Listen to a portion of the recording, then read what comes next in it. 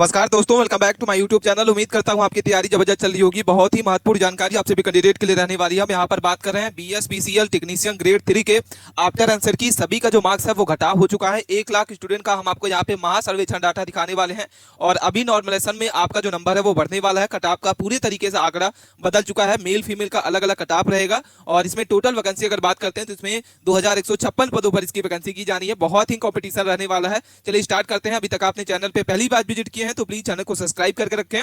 कोई भी अपडेट आए, कोई भी इन्फॉर्मेशन आए, विद इन सेकंड उसका इन्फॉर्मेशन आप सभी कैंडिडेट के पास पहुंच पाए। चलिए स्टार्ट करते हैं। सबसे पहले हम बात कर लेते हैं इसमें, और इस बार सबसे कम मार्क्स आपके स्टूडेंट के देखने वाले हैं। सारा लिस्ट आपको यहाँ पे आउट हो चुकी है आंसर की आने के बाद, और सारा हम आपको यहाँ पे डाटा दिखाने वाले हैं। अभी तक आपने बहुत जगह कटाव देखी होगी, लेकिन एक सटीक डाटा के साथ आपको कहीं कटाव देखने को नहीं मिला होगा। तो वीडियो के अंत तक बने रहें, अपने दोस्तों के पास इस वीडियो को ज्यादा से ज्यादा लोगों को शेयर करें।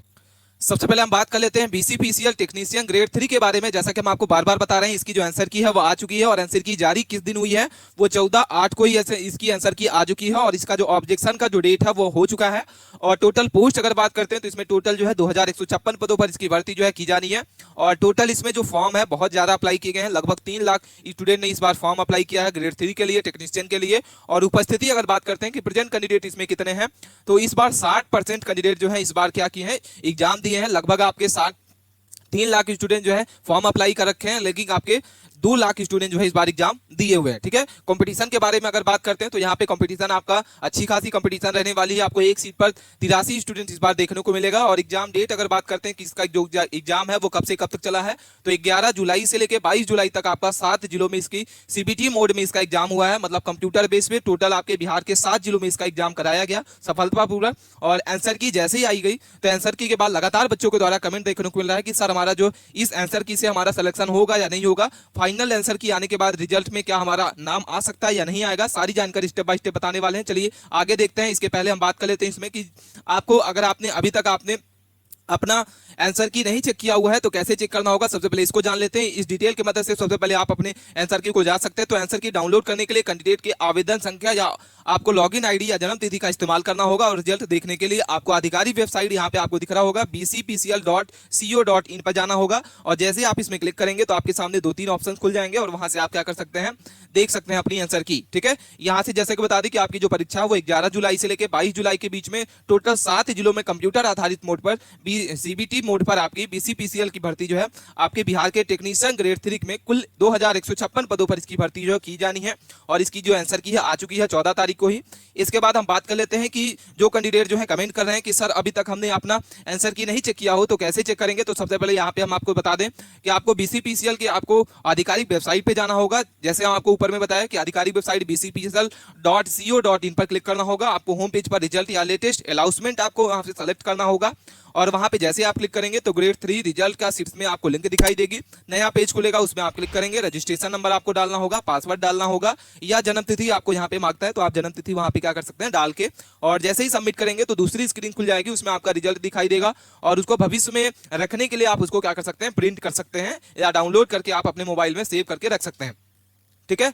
इसके बाद हम बात कर लेते हैं कि आपके जैसे ही आंसर की जारी की गई है तो यहाँ पे बहुत सारे बच्चों का यहाँ पे क्या नंबर आउट हो चुका है, ये सारा डाटा आपको समझना बहुत ही जरूरी होगा। सबसे पहले हम इसमें बात कर लेते हैं यहाँ पे आपका जो मेल कैंडिडेट के लिए और फीमेल कैंडिडेट के लिए यहाँ पे आपका जो है मार्क्स आउट हो चुका है, कितने नंबर वालों के यहाँ पे एक्सपेक्टेड कटाव निकल गया है, ये सारी जानकारी आपको समझ लेना होगा। सबसे पहले हम बात कर लेते हैं मार्क्स के बारे में, टोटल स्टूडेंट के बारे में बात करेंगे। इसके बाद हम यहाँ पे जनरल कैटेगरी की बात करेंगे। इसके बाद हम इसमें बीसी की बात करेंगे, ईबीसी की बात करेंगे। इसके बाद हम ईडब्ल्यूएस की बात करेंगे, एसटी एससी की बात करेंगे। ठीक है।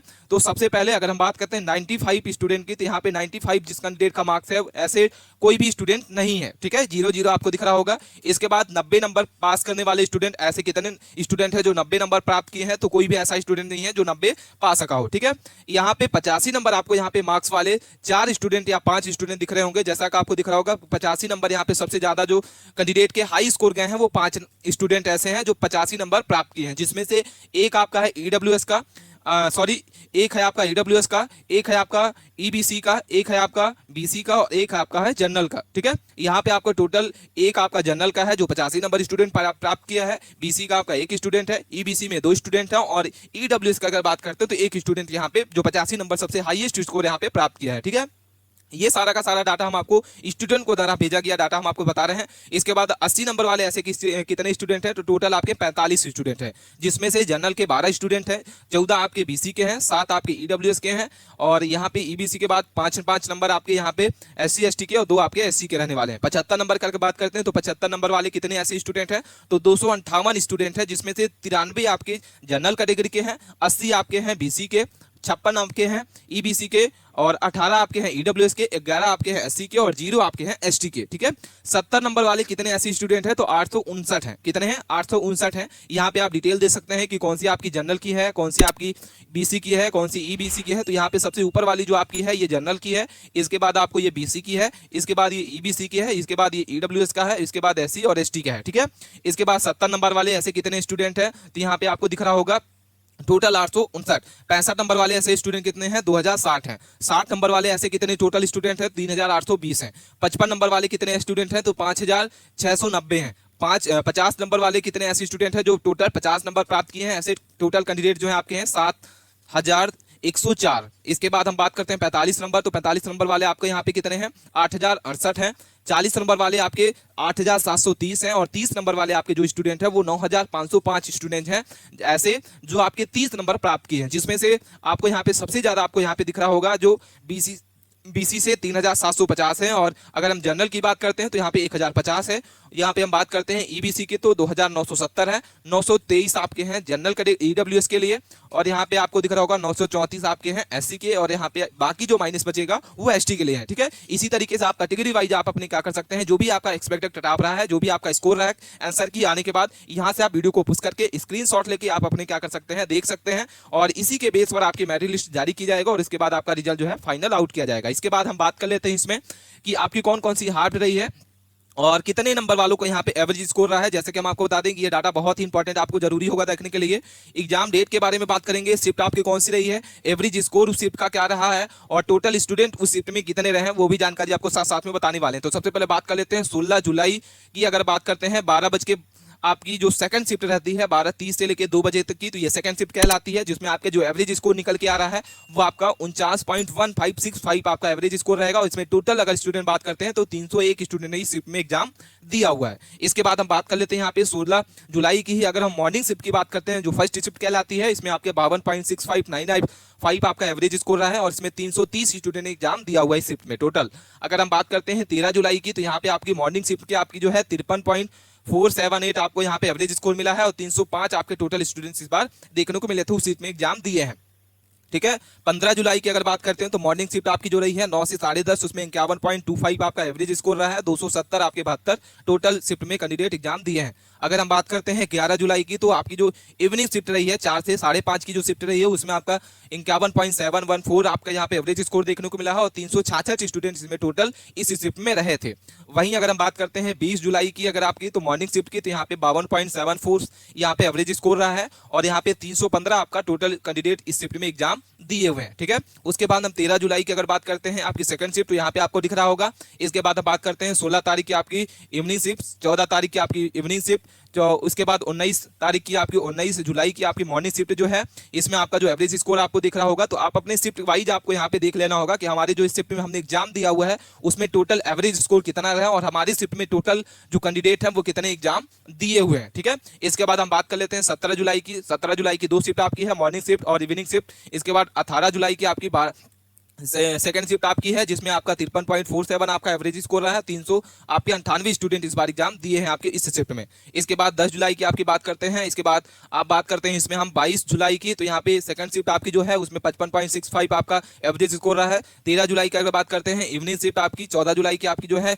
सेकंड शिफ्ट आपकी जो है। इसके बाद हम बात करते हैं 22 जुलाई की आपकी तो इवनिंग शिफ्ट। इसके बाद हम बात करते हैं 19 जुलाई की, तो आपकी इवनिंग शिफ्ट जो है 22 तारीख की आपकी इवनिंग शिफ्ट। इसमें आपको अपना एवरेज देख लेना होगा कि हमारे शिफ्ट का कितना एवरेज है, और हमारे शिफ्ट में टोटल कैंडिडेट जो है कितना एग्जाम दिए हुए हैं। ठीक है, कोई भी डाउट आता है यहाँ तक आप हमें कमेंट करके जरूर बता सकते हैं। इसके बाद हम बात कर लेते हैं इसमें कि आपका जो एग्जाम लेवल है वो कैसा रहा है, वो मिनिमम क्वालिफाई मार्क्स जो है क्या रहने वाला है। तो जनरल कैटेगरी की बात करते हैं तो आपका जो क्वालिफाई मार्क्स है वो 40 नंबर रहेगा।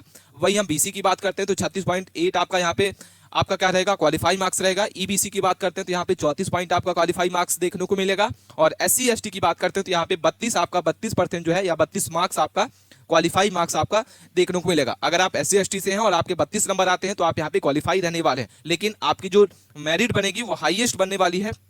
इसके बाद हम फीमेल कैंडिडेट की बात करते हैं तो यहाँ पे 32 नंबर आपका रहेगा। टोटल 100 क्वेश्चन है और 100 मार्क्स का ही रहने वाला है। इसमें मेरिट बेस आपका एग्जाम जैसा है रिजल्ट आउट होगा। एग्जाम लेवल के बारे में बात करते हैं तो आपका एग्जाम लेवल जो है हार्ड टू मॉडरेट रहा है। और अगर हम हिंदी के 10 क्वेश्चन की बात करते हैं तो अगर आपके 7 क्वेश्चन सही हैं तो आप यहाँ पे सेव रहने वाले हैं।